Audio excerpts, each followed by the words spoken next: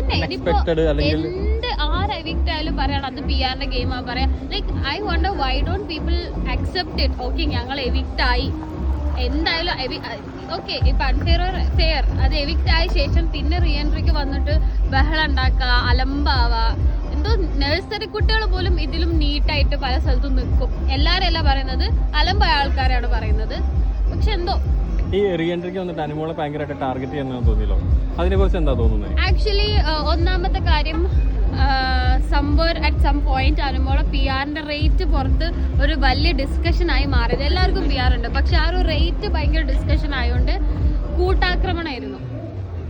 അത് അക്സെപ്റ്റ് ചെയ്ത് പറ്റും. പക്ഷെ അതിന്റെ ഒരു മെയിൻ റീസൺ എന്താ വെച്ചാല് അവർക്ക് എവിക്ഷൻ അക്സെപ്റ്റ് ചെയ്യാൻ പറ്റുന്നില്ല. പിന്നെ ഇനി എങ്ങാനും അനുമോള് വിൻ ചെയ്യോ എന്നുള്ളൊരു വിൻ ചെയ്യാതിരിക്കാൻ വേണ്ടിയിട്ട് ചെയ്ത് കൂട്ടിയ കാര്യങ്ങളാണ്. പക്ഷേ അത് എന്താ പറയാ, ജയിക്കാനുള്ള ചാൻസ് കൂടുതലാക്കി കൊടുക്കുകയാണ് ചെയ്തത്.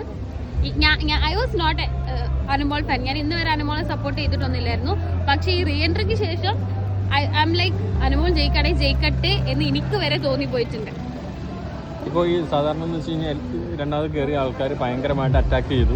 പക്ഷെ എന്ന് വെച്ച് കഴിഞ്ഞാൽ എങ്ങനെയാണ് അതെന്ന് വെച്ചാൽ നിങ്ങളാണെങ്കിൽ നെഗറ്റീവും പോസിറ്റീവും നടക്കുന്ന ഒരു ഗെയിമാണ്.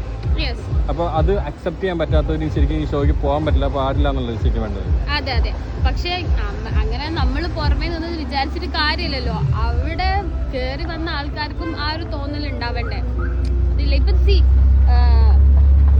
അവിടെ എവിക്റ്റ് ആയിട്ട് പിന്നെ കയറി ലക്ഷ്മി ആയിക്കോട്ടെ, എന്ത് പോസിറ്റീവായിട്ട് അവർ അവിടെ ബാക്കിയുള്ളവരെ ചെറിഷ് ചെയ്യുന്നത്. അതുപോലെ തന്നെ ജിസേൽ ആയിക്കോട്ടെ, അവരൊക്കെ മെന്റൽ സപ്പോർട്ട് കൊടുത്തോണ്ടിരിക്കുക. ജിസേൽ ആണെങ്കിൽ നെവിനെ ഭയങ്കര സപ്പോർട്ട് ചെയ്ത് സംസാരിക്കുന്നുണ്ട്, ഓക്കെ ആക്കുന്നുണ്ട്. അതുപോലെ തന്നെ ലക്ഷ്മി ആണെങ്കിൽ അനുമോളെ കൂളാക്കുന്നുണ്ട്, അനീഷിനെ കൂളാക്കുന്നുണ്ട്. അതാണ് ചെയ്യേണ്ടത്. കാരണം നിങ്ങളൊന്ന് ആലോചിച്ച് നോക്ക്, നമ്മൾ ജസ്റ്റ് ഒരു ടൂറിന് പോയതല്ല, അതൊരു ഗെയിമാണ്. അവർക്ക് എത്ര ആയാലും ഭയങ്കര സ്ട്രെസ്സും കാര്യങ്ങളും എല്ലാം ഉണ്ടാവും. അപ്പൊ ആ ഒരു ലാസ്റ്റ് മൊമെന്റിൽ അവിടെ കയറിയിട്ട് എന്തൊക്കെയൊക്കെയോ ആക്കാം, അതിനോട് യോജിപ്പില്ല.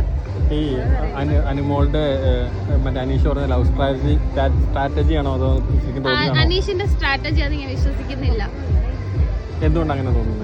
കാരണം എന്താ വെച്ചാല് എത്ര പേര് നോട്ടീസ് ചെയ്തിട്ടുണ്ടല്ലേ, ലൈക്ക് ഡേ 1 തൊട്ട് അനീഷ് ഓൾവേസ് അനുമോളിലേക്ക് ഒരു നല്ലൊരു എന്താ പറയാ സോഫ്റ്റ് കോർണർ അനീഷിനുണ്ട്. അത് പലരും നോട്ട് ചെയ്യേണ്ട. 2-3 എക്സാമ്പിൾ പറയുകയാണെങ്കിൽ അനുമോള് ഓൾ ദ ടൈം പ്ലാച്ചിന്റെ കൂടെ കുറെ കളിക്കാറുണ്ടല്ലോ. അപ്പൊ അതിനെ കെട്ടിപ്പിടിച്ച് തൂക്കിയിട്ട് എല്ലാവരും കളിയാക്കിയിരുന്ന സമയത്ത് അനീഷ് മാത്രമാണ് ആ സമയത്ത് അനുമോൾ എന്ത് ചെയ്യുന്നത്, പലരും അറ്റാക്ക് ചെയ്യുമ്പോൾ കൺസോൾ ചെയ്യാൻ പോകുന്ന അനീഷായിരുന്നു. പിന്നെ അനീഷും അനുമോളും ജയിലിലിരിക്കുന്ന സമയത്ത് അനുമോൾ എത്രയോ സമാധാനിപ്പിച്ചിട്ടുണ്ടായിരുന്നു. അന്ന് ഞാൻ വിചാരിച്ചത് ആസ് എ പെങ്ങൾ, അനീഷിന് ഒരു പെങ്ങളോടുള്ള സ്നേഹമെന്നാണ്.